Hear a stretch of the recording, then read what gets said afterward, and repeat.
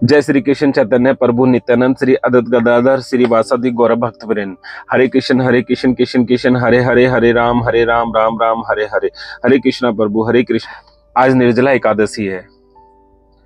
ये जो साल में एक बार आती है निर्जला एकादशी। वैसे तो साल में 24 एकादशी आती हैं। अब किसी भी एकादशी पे यदि जातक व्रत ना रख पाए, हम लोग है व्रत नहीं रख पाते क्योंकि हमारी भूखे रहने की क्षमता इतनी नहीं होती है। लेकिन निर्जला एकादशी जो अब की बार 7 जून 2025 को है, आज के दिन, इस दिन ना तो जल पिया जाता है, ना ही कोई खाना खाया जाता है, ना कोई अन्न लिया जाता है। बिल्कुल निर्जला एकादशी का व्रत का पालन किया जाता है। भगवान श्री कृष्ण कहते हैं जितने व्रत उसने नहीं रखे हैं 23 एकादशी पे, लेकिन 24वें एकादशी पे यदि वो व्रत रखता है तो सारे व्रतों का फल उसको एक एकादशी में मिल जाता है और मन वांछित फल जो चाहे वो उसको मिलता है। लेकिन मैं तो कहूंगा बात फल की नहीं है, बात है श्रद्धा की। आप श्रद्धा से इस व्रत को रखें। मेरा और सबसे बड़ी जातक को समस्या क्या आती है व्रत रखने में, व्रत रख के भूखा रहने में। भूखा रहने के साथ साथ ये तो भूखा तो रहना ही है, साथ में प्यासा भी रहना है। लेकिन मैं आपसे कहूंगा कि भूख जो होती है, जो प्यास होती है, वो शरीर को लगती है, आपके मन को लगती है, आपकी आत्मा को नहीं लगती है। आप यदि अपने शरीर को कमांड दें कि मेरा शरीर अलग है, मैं अलग हूं, मैं यानी मेरी जो आत्मा जो अंदर बैठा है, जो बैठी है अंदर, वो अलग है और शरीर अलग है। जो प्यास लग रही है शरीर को लग रही है, जो भूख लग रही है वो शरीर को लग रही है, मेरे को नहीं लग रही है, तो व्रत साक्षात्कार कंप्लीट हो जाएगा। ऐसा हो नहीं सकता भूख लगे।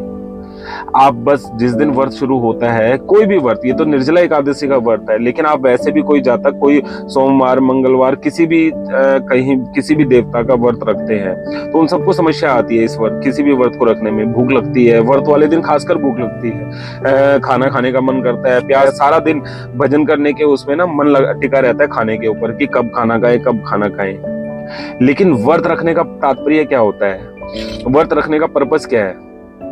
व्रत इसलिए रखा जाता है कि जो भूखा रह के सिमरन प्रभु का हो सकता है, वो खाना खा के भरपेट नहीं हो सकता, इसलिए भूखा रहा जाता है। इसलिए व्रत की परंपरा चली है कि हमने व्रत रखेंगे, हम व्रत रखेंगे और व्रत रख के प्रभु का सिमरन करेंगे। लेकिन व्रत रख के आजकल के तो रेस्टोरेंटों में नवरात्रों के व्रत की थालियां शुरू हो गई है। उस व्रत का क्या फायदा? व्रत का मतलब है भूखा रहना, और भूखा रहने का मतलब है कि अपने शरीर को अपने चित्त को शांत करना और प्रभु का सिमरन करना। जितने आप भूखे रहेंगे, जितना आप कम खाएंगे, उतना आप प्रभु के निकट जाएंगे। इसलिए व्रत की परंपरा शुरू हुई थी, इसलिए व्रत रखा जाता है। तो आप व्रत जब रखना शुरू करते हैं तो आप 2 मिनट के अंदर एक प्रण ले सकते हैं, आंखें बंद करके। जो भी आपका नाम है, मैं प्रतिज्ञा लेता हूं इस व्रत को रखने के लिए, हे प्रभु जो भी बाधाएं आए मेरे को मेरी दूर करें, भूख सहने की शक्ति मुझे दें और मैं आपका सिमरन कर सकूं और आपके दर्शन पा सकूं, इतनी शक्ति मुझे देना तुम। मैं आपका दर्शन पा सकूं और आपका सिमरन कर सकूं, मुझे इतनी शक्ति देना। और मैं कोई आव भाव जो भी कर रहा हूं, मेरा सिर्फ ये भाव है, मेरी ये श्रद्धा है, मेरी श्रद्धा को कबूल करना। मैं कोई विधि विधान नहीं जानता।